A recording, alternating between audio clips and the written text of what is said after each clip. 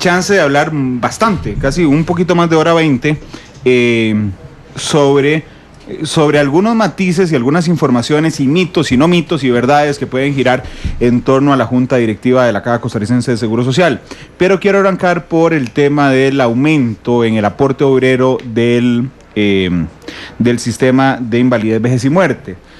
Don Renato, usted votó a favor del aumento. Cuénteme. Es correcto, sí, yo voté a favor. Esto en realidad es un tema que se ha venido discutiendo hace muchísimo rato, ¿verdad? Porque lo que hemos venido discutiendo es la sostenibilidad del sistema de pensiones, del IBM de la Caja, y desde el año 2005 más o menos se viene hablando con los diferentes estudios. La OIT había hecho un estudio, la Superintendencia de Pensiones hizo otro, la Caja había también hecho sus análisis actuariales, Melinsky, el fallado estudio de Melinsky también hablaba sobre el tema de modificar las cotizaciones, y ya esto era como una crónica de una muerte anunciada, ¿verdad? Porque se venía reiterando en todos los estudios que había una necesidad de modificar y aumentar las cotizaciones. Bajo esa perspectiva de esa cantidad de estudios que venían repitiendo que había que hacer ya un poco la modificación, es que en el 2014 esta Junta Directiva vuelve a arrancar con la discusión y llega a la conclusión, mediante los estudios que se habían hecho y los estudios que hace la Gerencia de Pensiones, que hay que aplicar un 1% de incremento. Ya habíamos hecho un incremento al Estado, se había hecho incrementos al sector patronal, y entonces ya te tocaba un poco pues, hacer el aumento a los trabajadores. Y eso es por ahí donde arranca la discusión. Mucho se ha dicho que por qué fue que lo votamos, que por qué solo a los trabajadores, que por qué no también a los empresarios. Y ahí hay que pensar un poco en el tema del origen de esto, ¿verdad? El IBM arranca de una manera tripartita, donde la cotización es igual para las partes. 2.5 los trabajadores, 2.5 los empresarios y 2.5 el Estado. Y por decisiones que desconozco y que me imagino más políticas que técnicas, se rebaja el aporte al Estado. Hay unas modificaciones paulatinas que se le van dando a los patronos y a los trabajadores, y también por alguna razón que yo tampoco entiendo y no sé qué sucedió, se le aumenta a los empresarios más que a los trabajadores en su momento, y entonces tenemos hoy que la cotización es 5.08 para los patronos. Se duplicó el de patronos. Exactamente, 2.83 como está hoy el de los trabajadores, y a 1.24 el del Estado, ¿verdad? Entonces eso, uno dice, pero ¿qué pasó aquí? ¿Verdad? Si arrancamos con un sistema donde todos cotizábamos exactamente igual, bajo el principio de la solidaridad y la equidad en el sistema, de repente ya no existe eso, ¿verdad? Y entonces el cuestionamiento que yo me hago personalmente es, bueno, ¿cómo vamos a seguir con esto? ¿Cómo lo vamos a enderezar? ¿Verdad? Esa sería la idea. Y debido a que la plata no sale de ninguna parte más que del bolsillo de los costarricenses, de una u otra forma, ¿verdad? Porque si le hacemos un aumento al Estado, pues el incremento terminará trasladándonos el Estado vía impuestos, ¿verdad? Si lo ponen los trabajadores, pues a los trabajadores les duele, como realmente lo han manifestado, y si se lo hacemos a los empresarios, igual tienen su discusión y tienen su problema, y probablemente lo van a trasladar entonces vía costos de producción, ¿verdad? Y entonces, de aquí lo que realmente tenemos que discutir más que el 1% es, bueno, ¿qué es lo que queremos como costarricenses? Queremos tener pensiones todos los costarricenses, que nos las dé el IBM y que las operadoras de pensiones vengan a ser parte de esta pensión.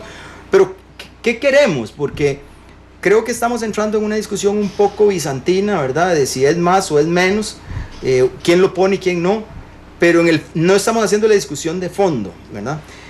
Pero con respecto, para concluir, con respecto al 1%, lo importante es que había que balancear un poco la cancha. Los estudios técnicos dicen hay que hacer una revalorización de los aportes, y le tocaba a los trabajadores aportar ese 1%, y esa es pues un poco la base así en principio de por qué se toma la decisión, ¿verdad? Y bueno, ahora en el transcurso de la entrevista pues podemos ir definiendo algunas otras cosas, como para no hegemonizar yo la palabra y darle tiempo a don Mario también para conversar. No se preocupe, nada más quiero establecer de principio algunas cosas de lo que he dicho, y una es, empezó 2.5 de cada una de las partes, la de los patronos se duplicó, un poquito más de hecho, a 5.08, la del Estado pasó a la mitad, Es correcto. 1.24, y la de los trabajadores subió un poquito, de 2.5 a 2.83, que ahora subirá entonces a 3.83 a enero del próximo año. Don Mario, usted en la Junta Directiva votó en contra, fue uno de los 2 votos en contra de ese aumento en el aporte obrero. Ahora cuénteme usted sus argumentos. Bueno, aquí hay que deslindar 2 campos. A ver. Uno, el monto y a quién se le carga. Y otro campo es el método seguido para fijarlo. Y ahí es donde yo he tenido una fuerte discrepancia en Junta Directiva. En el 2005 hubo un acuerdo, un pacto. Los trabajadores, los empleadores y el Estado se pusieron de acuerdo en el 2005. Y cada 5 años hay que ir haciendo un ajuste hasta el año 2020. Y ese ajuste es tripartito. En el 2005 se hizo un ajuste tripartito. En el 2010 se hizo un ajuste tripartito, y el que ya me tocó a mí como miembro de la Junta Directiva, en el 2015 se hizo un ajuste tripartito. Por medidas que se tomaron en los años donde fue presidente ejecutivo don Eduardo Dorian, en el segundo gobierno de Óscar Arias, los estudios que se hicieron para respaldar los acuerdos del 2005 empezaron a quedarse cortos, porque se tomaron una serie de medidas que afectaron el régimen de pensiones de IBM. Medidas de carácter político, todas de carácter político. Es más, hay que señalar, ciertamente el acuerdo del 2005 tienen sustentos técnicos, pero fue un acuerdo de carácter político. Fue un acuerdo entre las partes. Muy bien. Desde septiembre del año pasado, se había definido en la Junta Directiva de la Caja que íbamos a convocar a un diálogo nacional, repitiendo la experiencia del 2005, y ya se levantó esa expectativa y los sectores sociales empezaron a escuchar esto, pero de un momento a otro surge la tesis de que hay que aumentar un 1% urgentemente y a cargárselo a los trabajadores. En principio... ¿Quién la propone? El sector empleador. El sector empleador manda una carta diciendo que se ponga ese 1% a los trabajadores. Muy bien, en principio en la misma Junta Directiva hubo un consenso de que había que esperar y enviarlo a la mesa de diálogo. Pero luego los hechos se precipitan y se rechaza en 2 oportunidades eso, se mantiene la idea de que hay que esperar, y en enero, a pocas semanas de instalar la mesa de diálogo, se aumenta. Eso es un error procedimental, porque usted está peleando ahora con las expectativas de la gente, y eso hay que tenerlo uno muy en cuenta a la hora de tomar decisiones de esta naturaleza. Usted puede justificarlas, pero si usted levantó una expectativa y de un momento a otro, así casi violentamente, digamos, una semana antes las cambia, ya generó un conflicto. Entonces yo subrayo que ese es el error, ¿verdad? El error que ha generado todo este conflicto, y vea que a la postre termina en que le piden la renuncia a la presidenta ejecutiva de la Caja. Don Mario, déjeme navegar en 2 cosas también de lo que acaba de decir. Una es que la propuesta inicial del aumento del 1%, vamos a ver, de un punto, porque es un 35%, de un punto porcentual en el aporte obrero, es del sector empresarial. ¿En eso es así? No, no, ustedes pusieron una carta. No es estrictamente así. O sea, el tema es que se hace una propuesta de parte de la administración y la administración hace una propuesta de decir, bueno, vamos a hacer un aumento en particular. Pues obviamente nosotros, donde vemos la disparidad de las cargas que se están haciendo y las diferencias de los porcentajes que se está cotizando, el sector empresarial lo que dice es, miren, nosotros estamos pagando 508, ¿verdad? Y no hay más, no se puede soportar más carga. O sea, no se le puede cargar la mano al sector empresarial. ¿Por qué? Porque eso lo que va a hacer es incrementar los costos. Probablemente la gente en el sector va a decir, no puedo sostener las cargas sociales, lo que voy a hacer es tener que despedir gente aquí para poder compensar los costos de producción y etcétera. Pero entonces por ahí nace esa discusión. Y segundo, esta discusión se lleva en el 2014 a la Junta Directiva y se dice hay que hacer el aumento del 2014, hay que hacer el aumento del 1%. Pero de repente, en la discusión, que don Mario en eso ha sido muy vehemente, decir, no, esto todavía no puede ser, esperémonos a que venga el estudio de la Universidad de Costa Rica para que veamos a ver qué sale y qué es lo que dice el estudio para ver cómo actuamos. Y bueno, se le da el espacio a la propuesta de don Mario, de manera que suspendemos entonces el aumento del 1% y nos esperamos a que venga el estudio de la Universidad de Costa Rica. Y el estudio de la Universidad de Costa Rica vuelve a reiterar la necesidad de aumentar ese 1%, ¿verdad? Y entonces, bueno, la decisión efectivamente es hacer el aumento al sector trabajador. Y es aquí, vea, yo tengo aquí un cuadro en la computadora que es el cuadro del estudio de la Universidad de Costa Rica. Y como decíamos al principio, arrancamos con 2.50 cada uno de los sectores. Para de 1947 al 73, todos bien, 2.05. De 1974 al 2009, 4.75 el sector empresarial. Desde 2009, 4.75 el sector empresarial, 2.50 el sector trabajador, y ahí cae de 2.50 a 0.25 el gobierno. ¿Por qué y cómo? Desconozco, porque en esa época no estaba yo involucrado en este tema. Para el año 2014, 4.92 al sector patronal, 2.67 el sector trabajador y 0.41 el Estado. Y entonces uno dice, pero seguimos con esa disparidad cuando arrancamos todos parejos, ¿verdad? Esto es como la carrera de los 100 metros, todos salimos en la misma línea, pero a medio camino hay unos que van más adelante que otros. No sé por qué, por qué la velocidad con la que unos corren más que otros.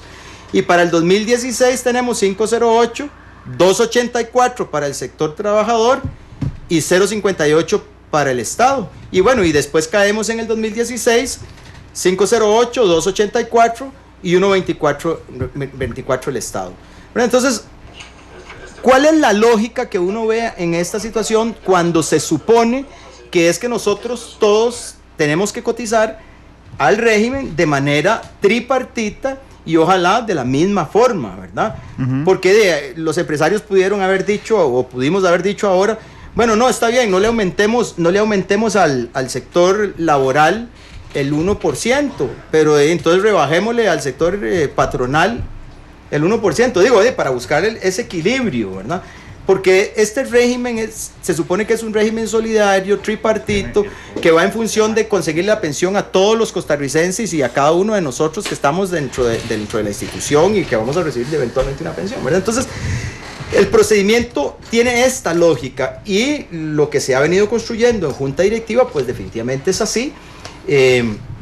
Como yo le cuento, sí había ya una decisión de tomárselas y el sector empresarial hace su propuesta, digo, en una mesa donde es una mesa tripartita, donde está abierta, donde están los diferentes sectores, cada uno de los sectores tiene el derecho de hacer su propuesta. Don Renato, disculpe, sé que me vio muy inquieto aquí, pero es que la UCAEP acaba de anunciar hace 4 minutos que se retira de la mesa de negociación, de la mesa de diálogo, mientras se insista en desconocer la autonomía de la Caja Costarricense de Seguro Social. Lo está anunciando ya en conferencia de prensa. Ya casi vamos a tener el audio de esa conferencia de prensa, porque dice, la Unión Costarricense de Cámaras y Asociaciones del Sector Empresarial Privado UCAEP tomó la decisión de retirarse temporalmente de la mesa de diálogo y retirar y emplazar al ministro de Trabajo, Alfredo Hasbun, quien insiste en desconocer los acuerdos en firme de la Junta Directiva de la Caja sobre el aumento de un punto porcentual en la cuota de los trabajadores. Vamos a escuchar la señal en vivo de lo que está ocurriendo en esa conferencia de prensa. El señor presidente de la República, en si va a respetar el acuerdo por el cual fue formada la mesa de diálogo, que fue sustentado en que iban a trabajar con base en el estudio actuarial de la Universidad de Costa Rica y con criterios técnicos para darnos propuestas de solución. Es Franco Arturo Pacheco, el presidente de la Unión de Cámaras, quien brinda las declaraciones a esta hora. Y nunca fue la intención crear una mesa que viniera a auditar las decisiones ya tomadas por la Caja. ¿Qué tanto podría entorpecer? Porque hoy en la mañana nos confirman la estructura que se está montando para una manifestación, una huelga para la última semana de este mes, en donde incluso como parte del llamado el señor Albino Vargas menciona que ellos van a representar a todos aquellos empleados del sector privado que no están siendo representados, según lo que él manifiesta ante la Junta Directiva. Bueno, a mí me hace mucha gracia porque don Albino Vargas siempre se ha atribuido ser el representante de la clase trabajadora. Yo le quiero decir a usted que los representantes de la clase trabajadora estamos aquí presentes, estamos aquí frente a usted. Nosotros representamos el 86% de la clase trabajadora de este país. Le damos empleo al 86% de los trabajadores de este país, el 86% de empleo digno. Así que yo no sé por qué ese título se lo siguen atribuyendo a don Albino. Don Albino se autodenomina el representante de la clase trabajadora. En nuestro caso, nosotros representamos con mucho orgullo al 86% de los trabajadores de Costa Rica. Estiren tal vez para que se escuche la pregunta, si son tan amables. Buenas tardes. Digamos, ustedes dicen que no quieren ser un audit, que la mesa sea un auditor de las decisiones ya tomadas de la Caja. ¿Qué fue lo que le propuso, le dijo el ministro Hasbun, que usted siente que van a llegar a hacer eso? Que no sé, que se plantea una opción alterna al alza del 1%, o qué fue lo que les dijo él que tenía que hacer en la mesa sobre ese particular. Bueno, hay dos aberraciones. Una, primero decir que lo que la Junta Directiva diga no es de acatamiento para la mesa de diálogo. Eso me parece un irrespeto, porque la mesa de diálogo fue creada y propuesta por la Junta Directiva de la Caja. Entonces, ¿cómo vamos a tener una mesa de diálogo que fue creada y propuesta por la Junta Directiva de la Caja, pero que no acata los mandatos de la misma? Y que además lo que se resuelva en la mesa de diálogo sí tiene que ser vinculante en la Junta Directiva de la Caja. O sea, eso es totalmente anticonstitucional y eso no lo podemos permitir. Y lo otro errático es que, como les repito, uno de los compromisos que teníamos era que la mesa iba a ser creada para trabajar en construir propuestas que le dieran sostenibilidad al régimen de pensiones en el mediano y largo plazo, y no para evaluar decisiones tomadas de la Junta Directiva que ya habían sido tomadas y votadas. ¿Cuándo fue la reunión con don Alfredo? ¿Fue telefónica?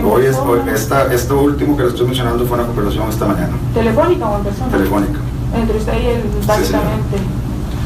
Sí, sin embargo, él lo ha hecho reiteradas ocasiones y así me lo dijo, que no importaba que lo hiciera público, que incluso en la primera acta de la mesa de diálogo, en el día 1, consta que él dijo claramente que lo que dijera la Junta Directiva para él no era vinculante. Que puedan revisarlo en el acta número 1, y aquí los compañeros que pertenecen a la mesa de diálogo así lo pueden confirmar.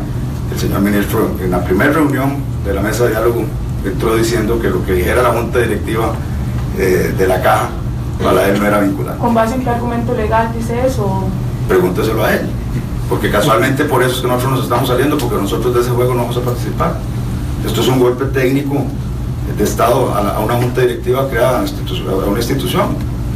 ¿La UCAEP considera que el ajuste, digamos, en el aporte debe correr solo por cuenta de los asalariados, o el patrón en algún momento también tiene que aportar más? Como le repito, ya hoy en día el patrono aporta el 5.08.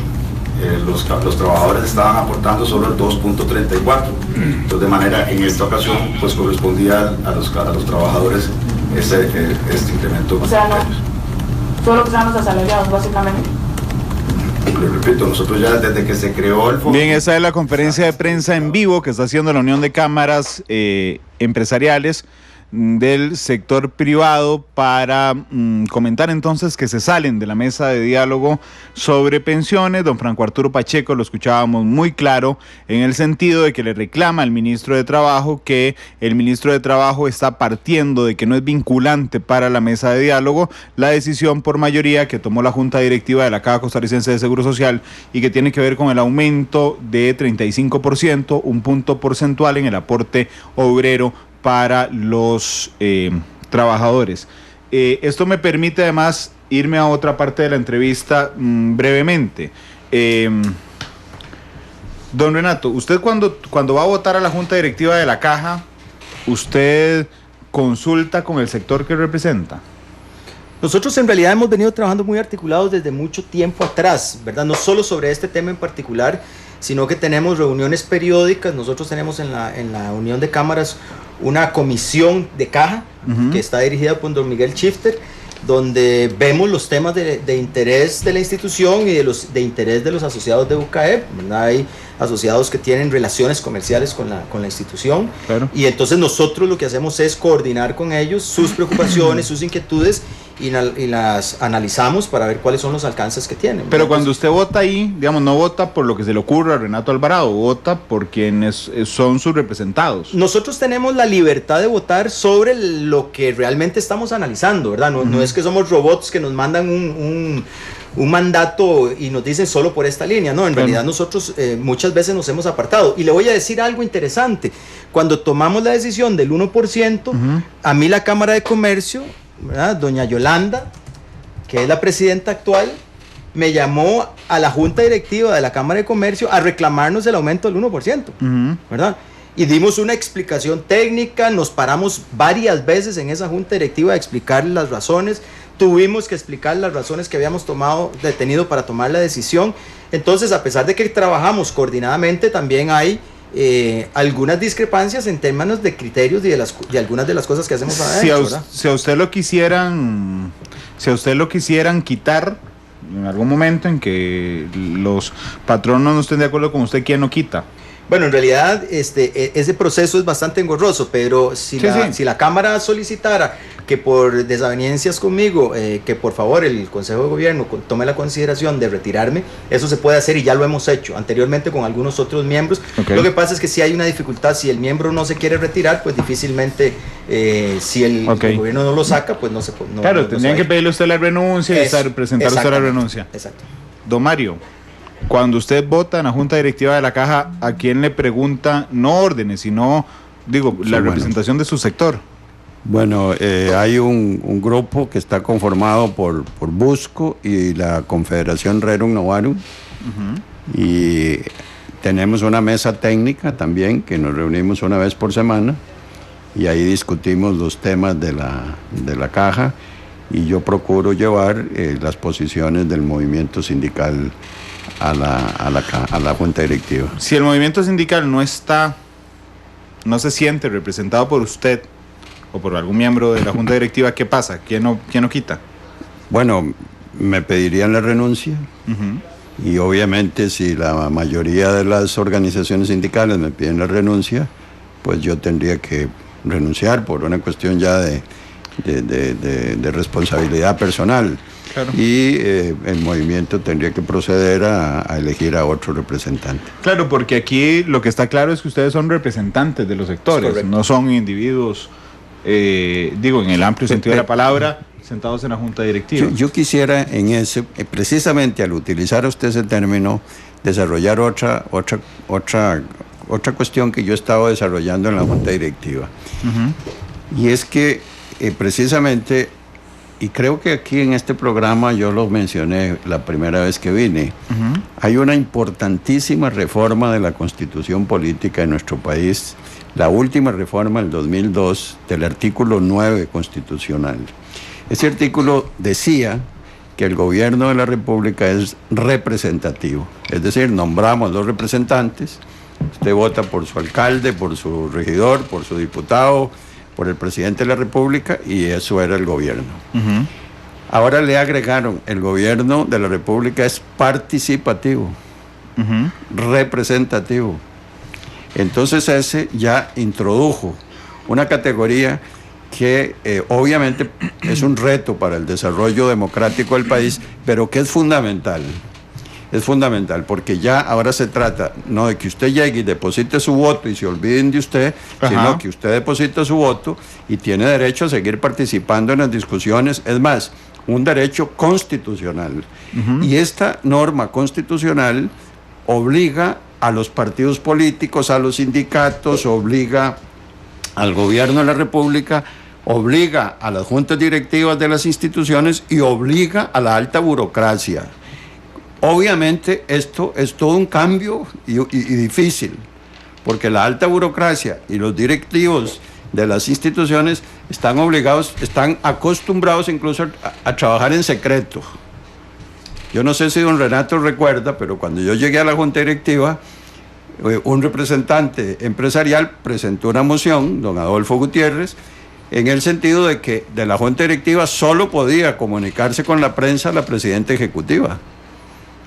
Y yo dije, bueno, si ustedes quieren aprueban esa moción, pero a mí no me alcanza, porque yo vengo aquí a hablar con la prensa. Y creo que he hecho ese esfuerzo, y me parece que incluso el hecho de que esta discusión la estemos teniendo públicamente se debe precisamente a que yo he abierto los canales de información, porque me parece que la gente debe estar informada, debe participar, debe saber qué es lo que se está debatiendo en las juntas directivas, incluso para que uno mejore su nivel, ¿verdad? Porque si a mí llegan y me llaman y me explican y me dan otros criterios, uno puede entonces mejorar el nivel de su decisión.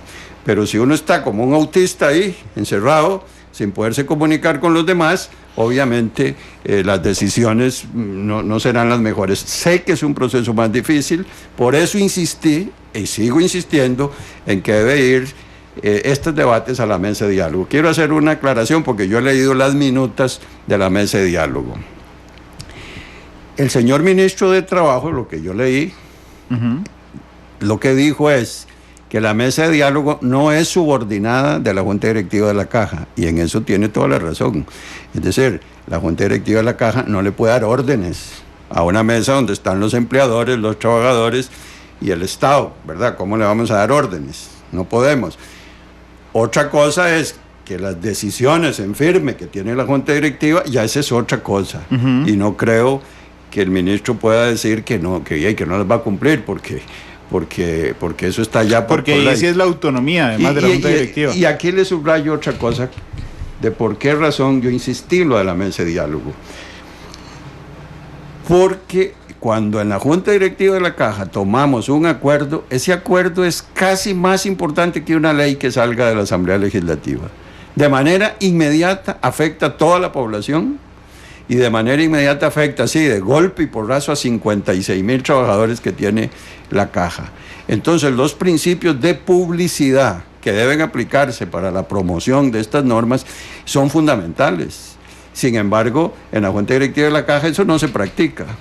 Por ejemplo, seguimos teniendo una práctica terrible, y es que se toman acuerdos y de una vez se declaran en firme. Todos. Y eso debería ser una norma excepcional. ¿Por qué?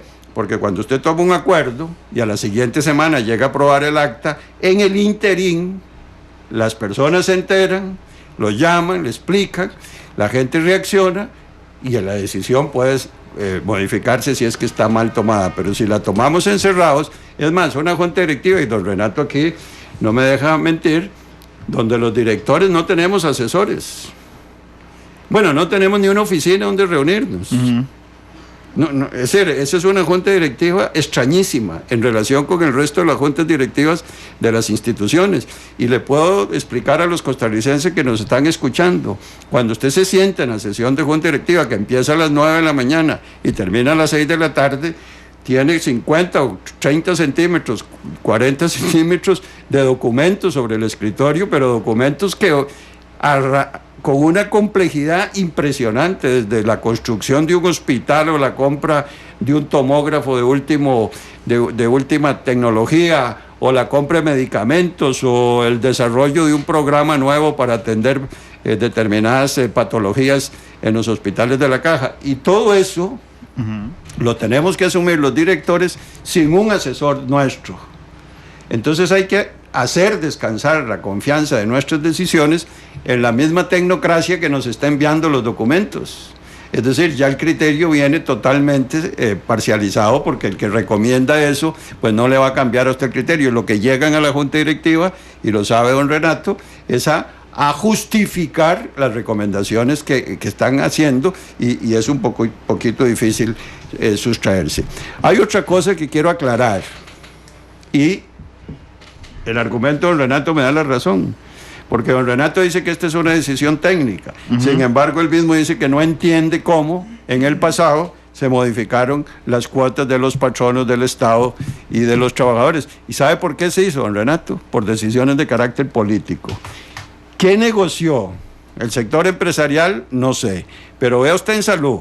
Estamos hablando aquí, las cuotas que ha mencionado don Renato son de pensiones. Pero vea en salud. En salud los empresarios cotizan el 9.25, los trabajadores el 5.5 y el Estado el cuarto del 1%. El cuarto del 1%. ¿Qué negoció? Y perdone que lo hable con tanta franqueza, la UCAEP para aceptar eso. Y tiene que haber sido alguna negociación, porque eso no es que lo impusieron a trochimoche, no, algo se negoció. ¿Qué se negoció? Y ahí fue una negociación nuevamente de carácter político. Termino con esto, no hay ningún problema económico que no sea un problema político, no hay ninguno. No es cierto que uno puede con fórmulas y ecuaciones resolver los problemas económicos de un país. Son decisiones de carácter político que dependen de la correlación de fuerzas. Vea usted qué terrible las declaraciones del señor Franco. A mí francamente esto ya me está alarmando. Lo que está, digamos, el grado de polarización que se está dando en el país. Que el señor Franco diga que la UCAEP es la representante de los trabajadores en Costa Rica. Es decir, ya me parece que se le está yendo la mano. Yo he hecho un esfuerzo, y don Renato sabe, por llegar a acuerdos con los sectores empresariales. He visitado en 2 o 3 oportunidades las instalaciones de UCAEP para buscar formas de ponernos de acuerdo en determinados temas, pero me parece que así como lo está planteando el señor Franco, ya está, digamos, llevando esto a una radicalización muy peligrosa. Repito, demasiado peligrosa. Y me parece que es un error político grave de la UCAEP separarse de la mesa de diálogo.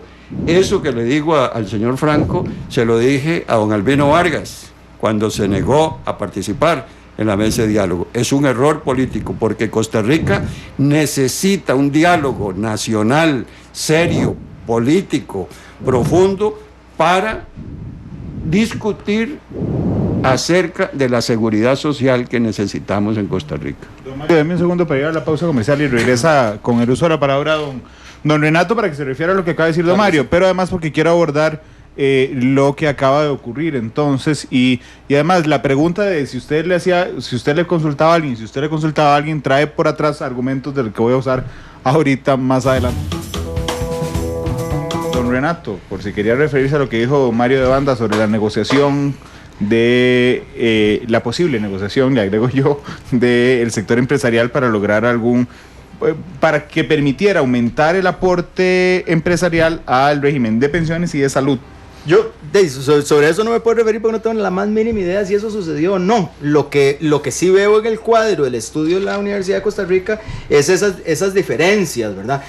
Y yo, seguro por deformación académica, tendré que decir que yo entiendo el tema político. Yo estudié filosofía y estudié filosofía política.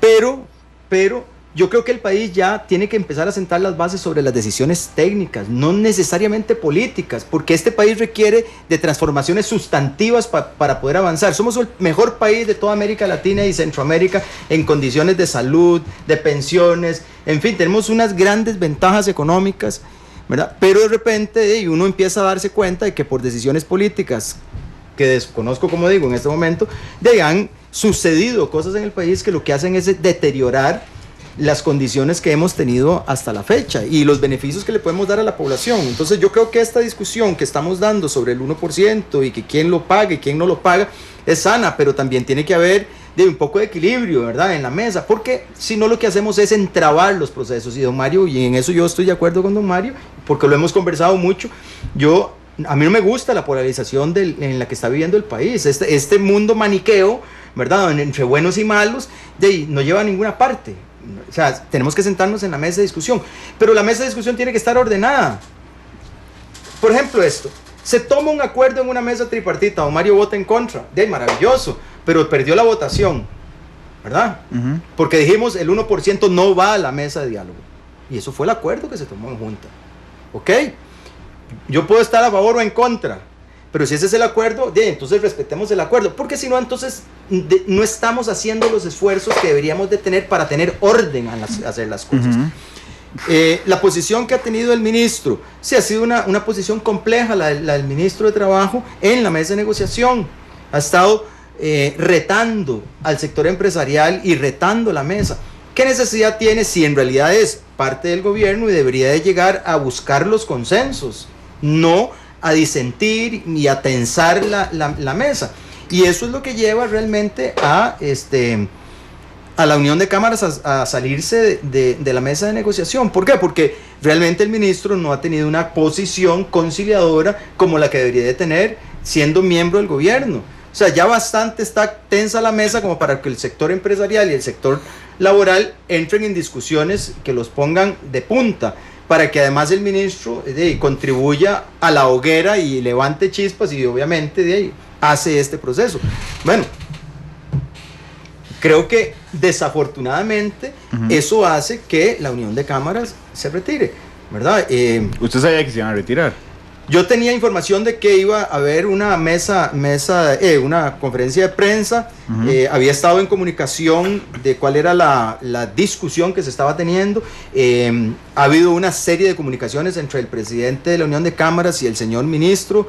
Se han visto personalmente, se ha hablado de este tema, se insistió sobre este tema y realmente las discusiones han sido desafortunadas. El señor ministro, de verdad, y yo lo conozco y lo respeto, pero creo que es poco prudente en una situación en la que estamos. Claro, pareciera que la única que no hablaba con sus representados era la expresidenta de la Caja, doña María del Rocío Sáenz, que iba a caer ahí un momento. Yo creo que el tema del aumento está claro. ¿Ustedes creen que se ha recargado la balanza sobre el sector empresarial? Don Mario no está de acuerdo en que este tema no se hayan esperado hasta que pasara a la mesa de diálogo y que estuviera incluido en la mesa de diálogo, pero bueno, la decisión está tomada por mayoría en la Junta Directiva de la Caja. Ahí estamos de acuerdo los dos, ¿verdad? Así es. Okay. Así es. Vamos a ver, la solicitud de renuncia, que eso tiene un matiz. Tiene un matiz, porque doña María Rocío Sáenz en términos jurídicos no fue destituida. Ahí había habido una violación a la autonomía. Se le solicitó la renuncia y la señora renunció. ¿A usted, don Renato, le parece que la separación de doña María del Rocío por medio de su renuncia viola la autonomía de la Caja? A mí me parece que en realidad el procedimiento puede estar adecuado porque es la representante del Estado y al final de cuentas el señor presidente puede tomar esa decisión. Lo que me parece terriblemente desafortunado es en el momento en que se hace, porque ella igual como miembro de la Junta Directiva de la Caja toma una decisión considerando el criterio técnico que se ha mostrado para tomar su decisión. Y lo que no me gusta, francamente, es que nosotros tenemos las actas donde se le ha comunicado al señor presidente de la República el procedimiento que se va a seguir en la necesidad de hacer el aumento del 1% y el señor presidente dice que está bien, que si técnicamente está fundamentado, vamos para adelante. Y de repente, cuando ella toma la decisión, le cortan la cabeza, ¿verdad? Sí, bueno, pero le cortan la cabeza porque ella no representa realmente a su representado, que es el Poder Ejecutivo. Entiendo que no le parezca el momento, pero no le parece que haya violado la autonomía de la Caja. A mí me parece que hasta ese momento no. Ahora, me parece muy complicado que también no pueda la señora presidenta de la institución tomar una decisión que tiene fundamento técnico y que se aparta un poco del tema de la política, ¿verdad? Y avanza sobre esa línea. Como digo, jurídicamente hablando, tiene la potestad de hacerlo. Me parece también un poco riesgoso que tengamos representantes en la Junta Directiva que sean autómatas. Don Mario y yo hemos discutido mucho y discutimos sobre muchos temas en la Junta. Lo supongo.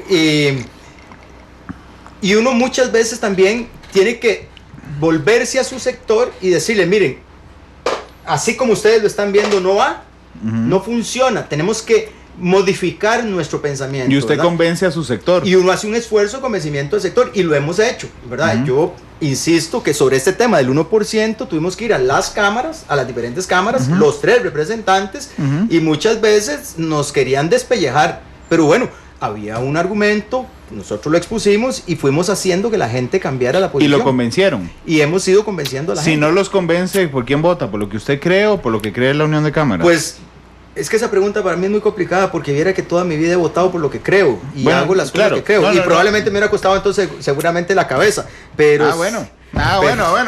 Y justamente a eso quería llegar, don Renato. Porque si usted representa a alguien en la votación, significa, yo no quiero decir que usted viole sus principios, pero significa que entonces usted vota a quienes representan. No necesariamente, digamos, si usted se aparta de la votación, porque si no por dignidad tendría que renunciar. ¿Verdad? Igual que le pasó a la presidenta de la Junta Directiva de la Caja. Don Mario, ¿usted le parece que la separación de doña María del Rocío viola la autonomía de la Caja? No, no la viola. No la viola porque, vamos a ver, los abogados me han enseñado a mí que en derecho las cosas se deshacen como se hacen. Sí, es una frase muy específica. Y el presidente ejecutivo es de libre nombramiento del Poder Ejecutivo, consecuentemente es de libre remoción. Pero como usted muy bien lo dijo, ella no fue destituida, se le pidió la renuncia y ella renunció. Si se hubiese negado a renunciar, el presidente se habría visto en la obligación de destituirla. Pero lo que se dio fue que se le aceptó técnicamente, es decir, legalmente, ¿sí? Lo que se hizo fue aceptarle su renuncia. Vamos a ver. Don Renato insiste permanentemente, y es un argumento que lo maneja mucho permanentemente, de que la decisión fue técnica. Pero es que hay otras técnicas. Es más, en la recomendación, donde venía el aumento del 1%, venía un segundo escenario. Y ese segundo escenario también no se tomó en cuenta. Incluso en el año 2020 hay que volver a hacer un ajuste de acuerdo con lo que se pactó en el 2005. Una posibilidad que teníamos era adelantar ese tracto, adelantarlo ya el del 2020, y eso resolvió el problema. Eso también era una solución técnica. Sin embargo, lo que se tomó fue una decisión política en el sentido de pasarle el aumento a los trabajadores. En un momento también muy crítico, porque recordemos que el aumento de salarios de los trabajadores en enero de este año fue de un 1.14 o 18, es decir, y le rebaja el 1, entonces les quedó un aumento del 0.18, y en el sector público el aumento fue de menos del 1%, es decir, al rebajarles el 1, les quedó un aumento negativo. Y no son aumentos, esto hay que señalarlo. Ajustes. Son ajustes por la inflación, ¿verdad? Entonces, la situación de los trabajadores es seria, es que es muy fácil para un sector decir, sí, póngale el 1%, pero efectivamente hay gente, y yo conozco gente que vive con 1,000 pesos al día, y que si se le pierden 500 colones no puede coger el bus. Don Mario, yo no entiendo ese aspecto, ¿verdad? Pero, también Mario, hay... perdón, pero es que esos están por el RNC, que es... No, trabajadores asalariados, don Renato, es que el problema es este, vea, el 40% de los trabajadores inscritos en la caja gana menos de 300,000 colones, y ese es el salario nominal. Cuando usted va y ve lo que les llegan en el salario, les llegan 80,000 o 70,000 pesos, ¿verdad? Ya, porque entonces vamos a ver. Yo estoy de acuerdo y entiendo eso, pero también hay empresarios a los que usted le sube un 1% de cargas sociales y se van a la quiebra. Pero mire usted, yo vea la tesis mía y don Renato la conoce, porque yo les puse en la UCAEP. No se puede discutir, no se debe discutir la financiación de IBM aislada de la cotización del sector salud. Y quiero decir aquí a todos los costarricenses que nos están oyendo, tenemos un grave problema para mantener el sistema de salud de Costa Rica. Ya tenemos el estudio actuarial sobre nuestras mesas, donde se nos dice que hay que modificar también la cotización del seguro de salud, porque ya no soporta, ¿verdad? Y hay que modificarlo. Entonces, fíjese usted, y de nuevo voy al procedimiento. Ahora metemos al país en este debate sobre IBM. Pongamos que baja el Espíritu Santo y nos ilumina y logramos un acuerdo sobre esto. Y al mes va a salir la Junta Directiva de la Caja. Costa Rica, ahora hay que empezar a discutir el tema de salud. Vea qué terrible que es eso. Y yo he planteado, y don Renato sabe, que lo que hay, mi tesis es que hay que rebalancear las cuotas en el sector salud, porque si nosotros rebalanceamos, podemos ir aumentando paulatinamente la cotización del Estado, que está en el cuarto del 1%, oiga, el cuarto, ir bajando paulatinamente la cotización de los empresarios y trasladando esa diferencia a IBM, ¿verdad? De manera que los empresarios quedan cotizando lo mismo que están cotizando actualmente y usted fortalece IBM, e incluso he discutido con el sector sindical que en esa línea hay que ver cómo se emparejan las cotizaciones. Mi tesis es que, por ejemplo, para salud, los trabajadores deben cotizar con el 6%, los empresarios con un 6%, y el Estado con un 6%, lo que nos daría un 18%. En estos momentos es un 15%.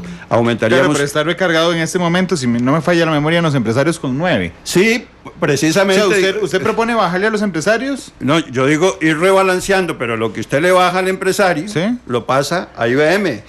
Porque aquí hay un problema. Se le aumentó por parte de la Caja al Estado, y yo voté por ese punto 60, y confieso que en ese momento no sabía que en el momento que IBM, que la Caja le aumenta la cuota al Estado, en esa misma proporción sube lo que el Estado tiene que darle a las pensiones del Poder Judicial y a las pensiones del Magisterio Nacional.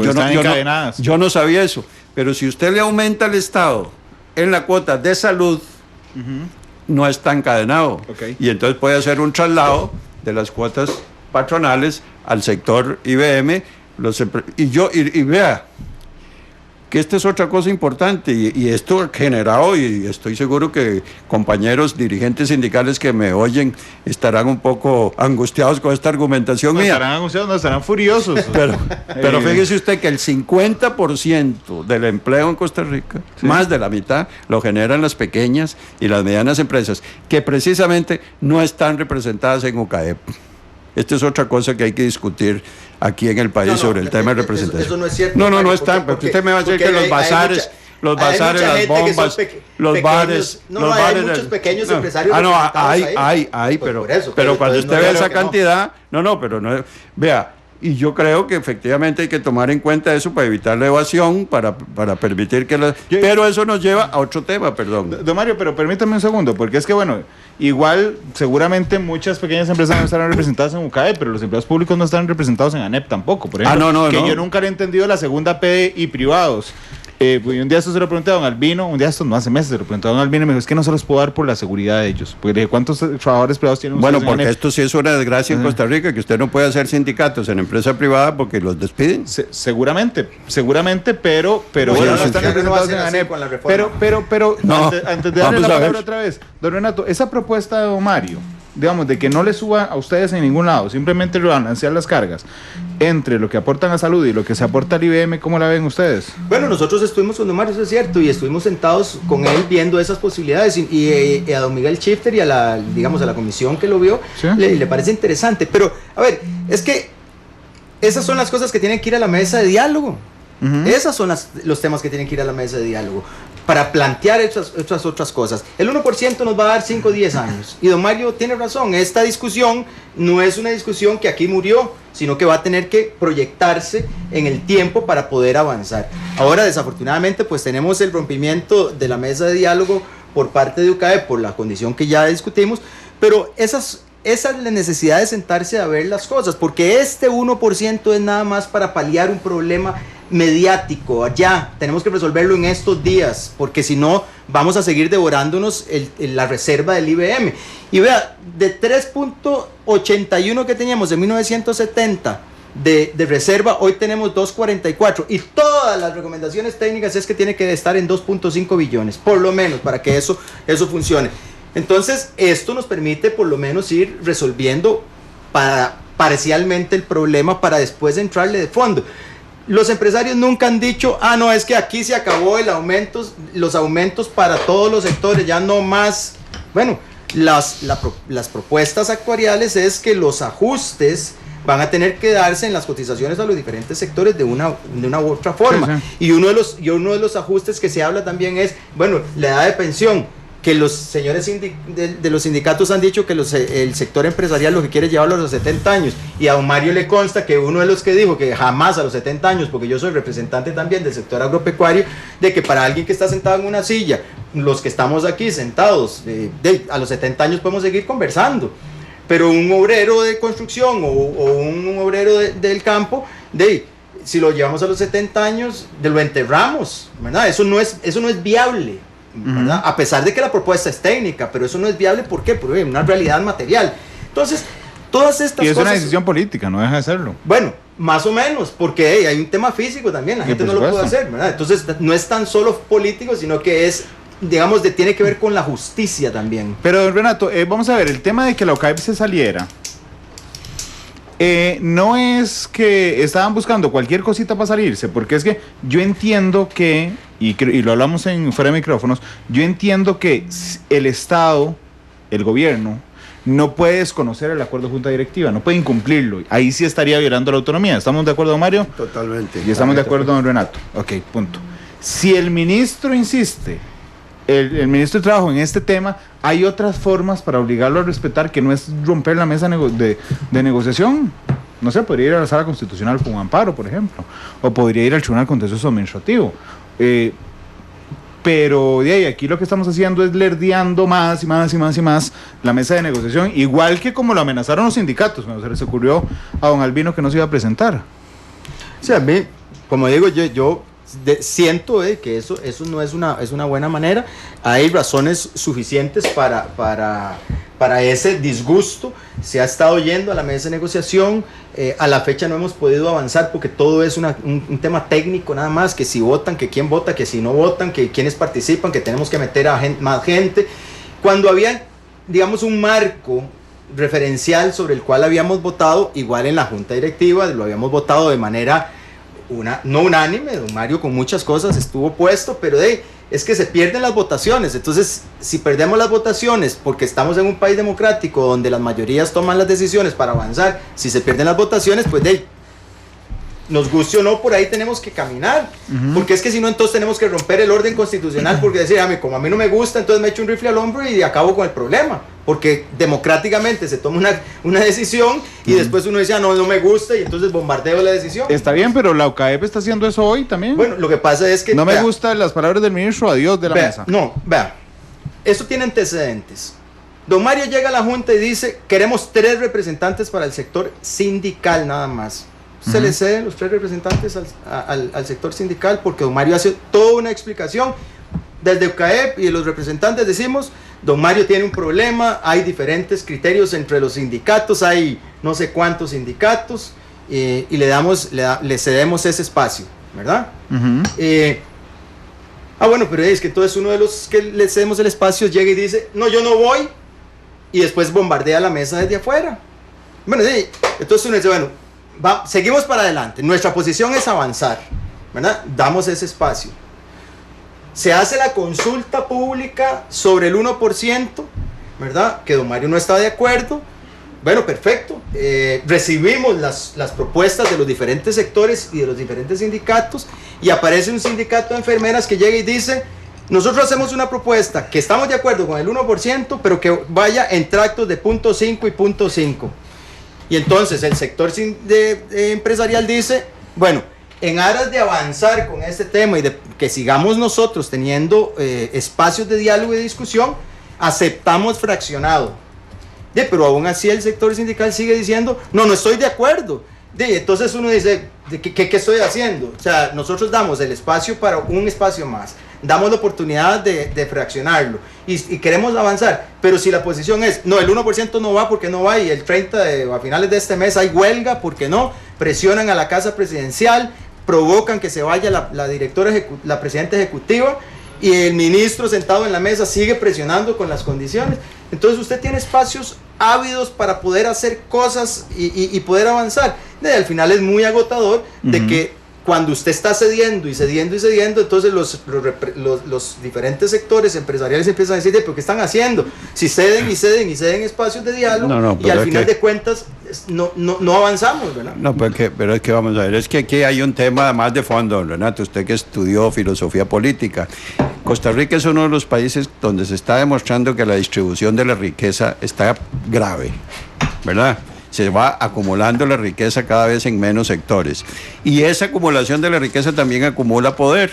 Y resulta que los empresarios han estado acostumbrados a hacer lo que ellos quieren, porque los gobiernos anteriores han sido absolutamente vinculados al empresariado y al gran empresariado, porque usted mismo, como pequeño y mediano empresario, sabe lo que está sufriendo con el Tratado de Libre Comercio que le impusieron a este país. Y fue una negociación de la cúpula empresarial con el gobierno, ¿verdad? Entonces, esa cúpula empresarial está acostumbrada a mandar. ¿Por qué? Porque tienen el poder.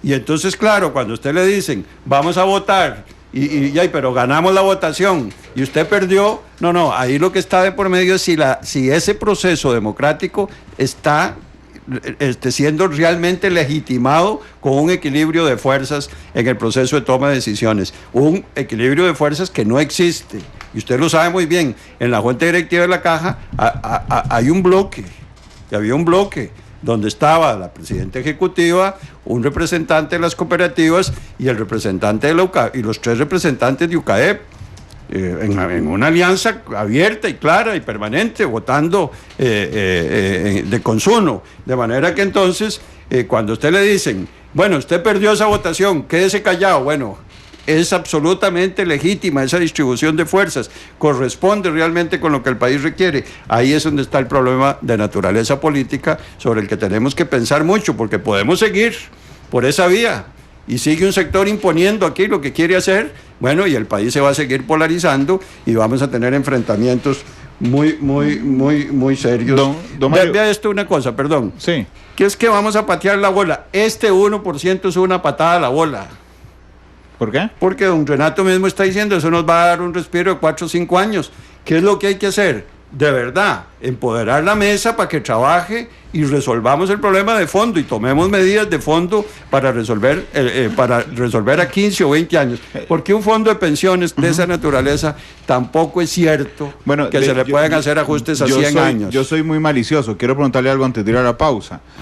¿Usted siente que la Junta Directiva aprobó el aumento del 1% en la cuota obrera para posteriormente complotear la mesa de negociación y tener un respiro para el cambio de gobierno? Mire, bueno, yo siento que cuando hablo de que es político, creo que hay una serie de aspectos de naturaleza política, incluso de política electoral, que han estado permeando muchas decisiones. Por supuesto, pero es que si la Junta Directiva aprueba el 1%, le da un respiro al IBM. Ese respiro podría permitir que la UCAEP se levante hoy de la mesa, que dice temporalmente, que ya les voy a decir un mensaje que me están mandando, temporalmente para esperarse a mayo a que cambie de gobierno.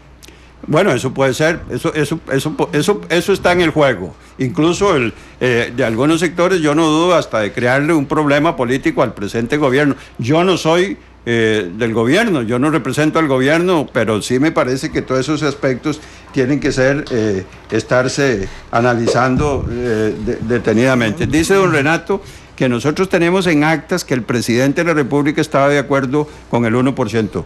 Yo no tengo eso claro. No, lo que hubo fue una pregunta a doña Rocío en el sentido de si el gobierno sabía. Bueno, pero eso. Yo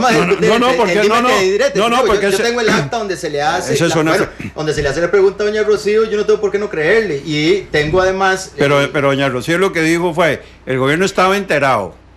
Lo que dice el acta. Bueno, hasta donde yo me acuerdo. Donde yo la leí. Bueno, Mario, usted y yo hemos sido muy abiertos. Yo leí el acta porque cuando se dijo que el gobierno lo sabía, igual yo me entré en la duda. Y cuando leo el acta, me queda clarísimo que ahí está una respuesta del señor presidente. Y hay un tema que es importante de la pregunta que usted hizo. Efectivamente, cuando uno va a los sectores a discutir, una de las obligaciones de uno es llevar información que ellos no tienen. porque usted va y les explica, bueno, y aquí está un estudio, y aquí está esta otra cosa, ¿verdad? Porque para eso está uno ahí, incluso para transmitir información técnica que se está produciendo. Porque usted es el vínculo entre su sector y la Junta Directiva. Exactamente, y entonces en ese proceso, obviamente, pues hay diferencias, hay acuerdos, hay divergencias. Yo quiero terminar diciéndole una cosa, y creo que don Renato y yo estamos de acuerdo en esto. La Junta Directiva ha sido especialmente lenta. Por lo menos es mi experiencia en esta, que es la única que he participado, ¿verdad? Nosotros definimos desde el principio una serie de temas estratégicos, y esos temas estratégicos han avanzado extraordinariamente lentos. Por ejemplo, una reestructuración de todo el sistema gerencial que le urge a la Caja, y a esta altura no está absolutamente definido. Y eso sí fue una inconformidad que yo manifesté reiteradamente, incluso con la forma de conducir a las sesiones de la Junta Directiva por parte de doña Rocío. Y yo se lo dije permanentemente, mire, la forma en cómo aquí se conduce, cómo trabaja esa Junta Directiva. Vea, yo tengo muchos años de ser miembro de juntas directivas de organizaciones sindicales, y cuando llego a la Junta Directiva de la Caja me alarmo de ver cómo funciona esa Junta Directiva en relación a cómo funcionan otras juntas directivas. Esto es algo que tiene que ser objeto de una discusión también, porque está afectando la administración de todos los programas de la Caja.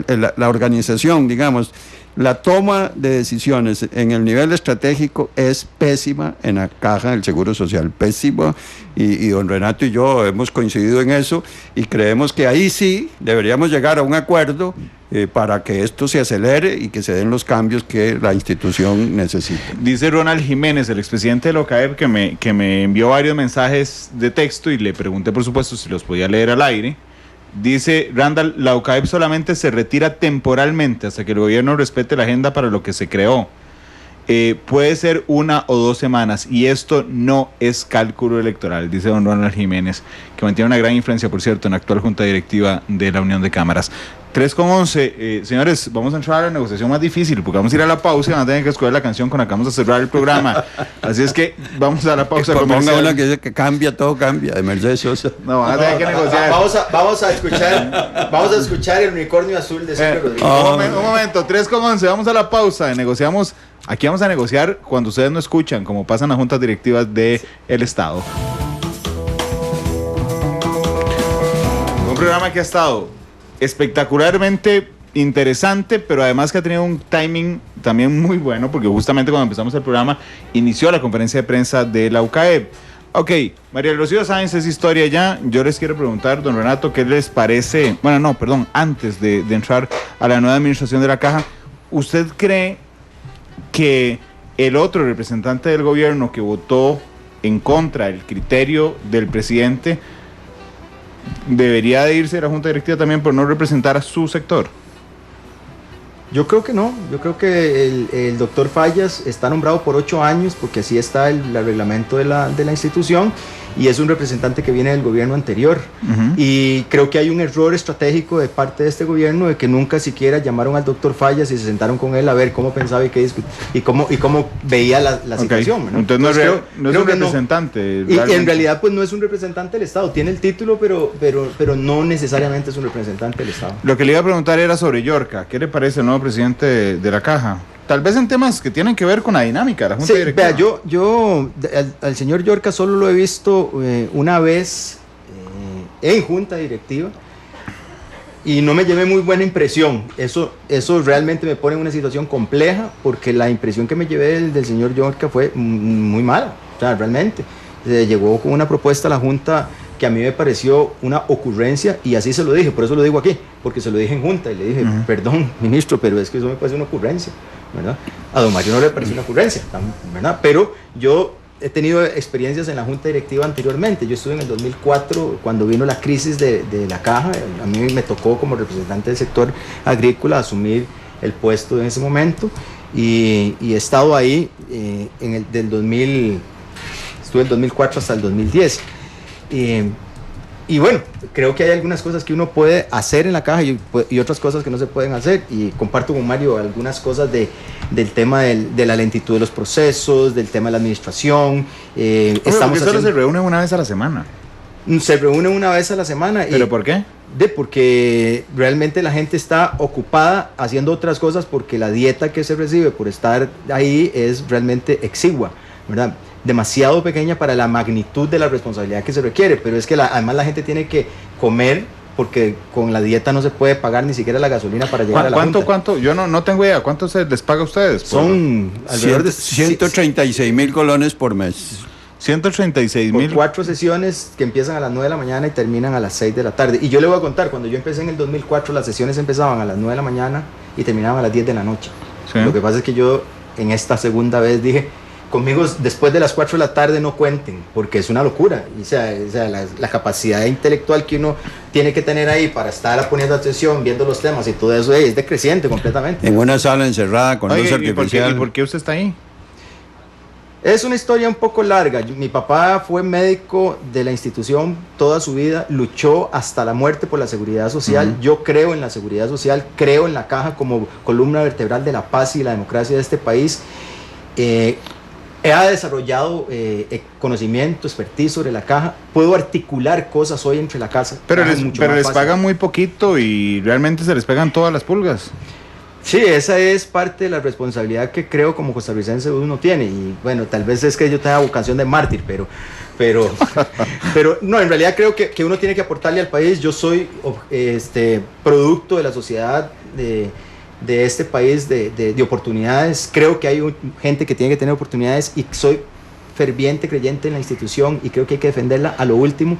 O sea, si yo tengo que morir con las botas puestas por la institución, lo voy a hacer. Esto es una institución que no podemos perder. Oiga, Mario, ¿y usted por qué está ahí? ¿Se pagan tan poquito? Se les pegan todas las pulgas, se llevan los yo estoy pensionado por la caja.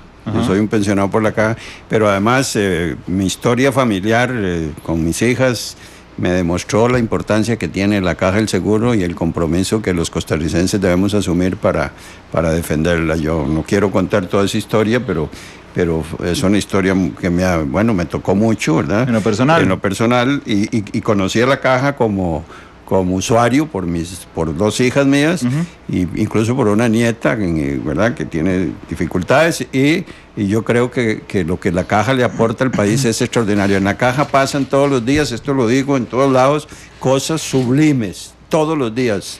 También como milagros. También pasan cosas que no deberían pasar, y esa es la lucha que debemos dar. Yo quiero referirme a lo del señor, al nuevo presidente. Era la pregunta que venía. ¿Qué le parecía la llegada de Yorka? A mí sí me parece una buena designación.